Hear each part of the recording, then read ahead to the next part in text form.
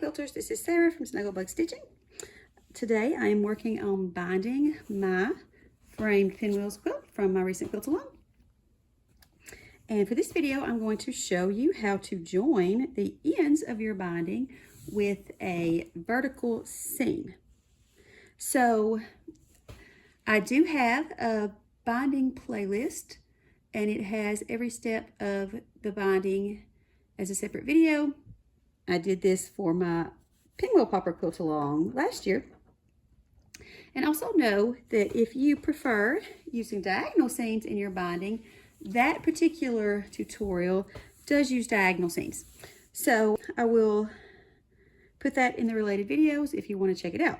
But for today, I'm going to use that vertical seam. So you can see here, this is where the end that I started with.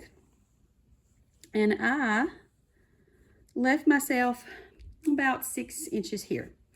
And this other end, I went from the point where these two would join together and went up about 6 inches. So I want to have a little bit of room to play with. Now, since this is the end that I started with, it is nice and squared off. And this is the end where I came back around and it's kind of jagged here. So we will use this one for our reference for sewing it together. So the first thing you're going to do is you're going to lay out this end that has sort of the not perfectly square side, and you're going to line it up on the edges of that quilt nice and neat, and you want it to lay flat but you don't want to stretch it. And you're going to get the other end, the one that's nice and squared off, the end that I started with, and line it up on top of it. And lining it up nicely with the edges to make it lay flat, but don't stretch it. And I'm here, I've got just a pin, regular pin. And this, for this particular spot that we're gonna mark, there is not going to be a mark in any spot that actually shows. So just whatever you wanna mark it with, just something you can see. I'm going to use just a regular pin. And what I'm doing is I'm marking this edge where this lays over on that. So I'm marking that right here. And this place that I'm marking is going to end up being the place where you sew those together. So let's trim off the extra. So we're going to take this little marking that I just made, and I'm going to zoom that in a little bit for you. So we'll take this little marking that I just made, and I'm going to grab my ruler and rotary cutter. And I'm going to get this ruler and I'm going to line a 1/4 inch line, 1/4 inch line right there up with this marking that I just made. And that is going to account for the seam allowance.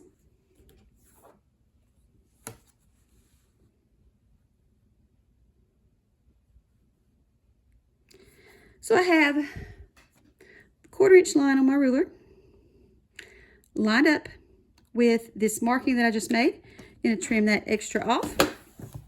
So you can see here on this side that I marked, I have my line there, and then I ended up cutting a 1/4 inch to the outside of that line. And that will account for our seam allowance. So the next thing you're going to do before you start sewing anything together, I'm going to just grab a big clip. You could also use a clothespin if that's what you have. And I'm going to get these two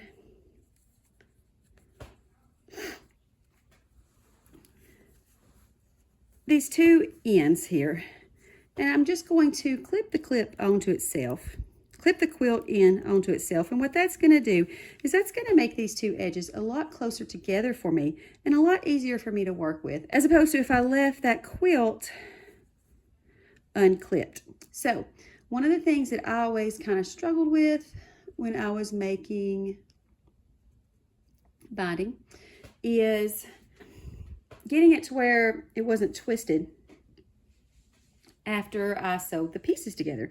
So what you're going to do is you're just going to leave these two pieces of your binding exactly where they are, and you're going to bring them up and put them together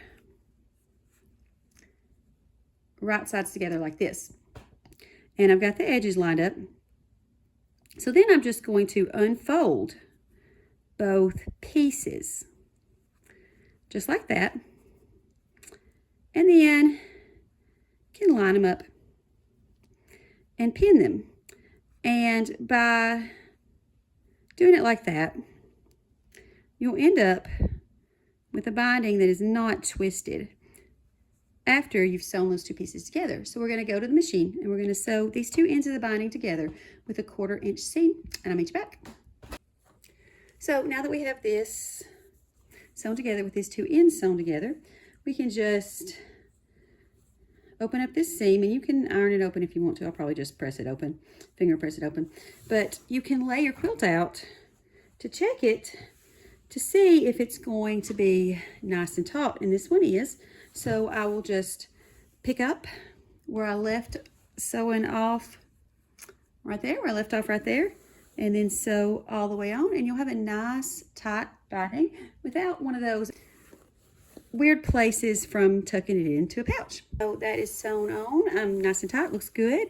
The last thing to do will be to flip that over, and then I can do my top stitch. And just FYI, I do attach my binding back to front. That's just what I like to do, but this tip also works great for front to back. And I will get that binding finished, and we'll have a look at the seams and see if you can tell any difference between this little place where I sewed them together and the other seams. Okay, so now that my binding is done on my frame pinwheels quilt, let's take a look at this seam here where I sewed those two ends together. Let's get a close-up. There you can see it from the front and from the back. It doesn't look like you sewed them together. There's no indication that this seam is any different than the others. And just for comparison, here's one that was just a regular seam in the quilt. So you can see they both look good. This one actually looks, this one where the ends are joined actually looks a little bit better. But anyway, there you go.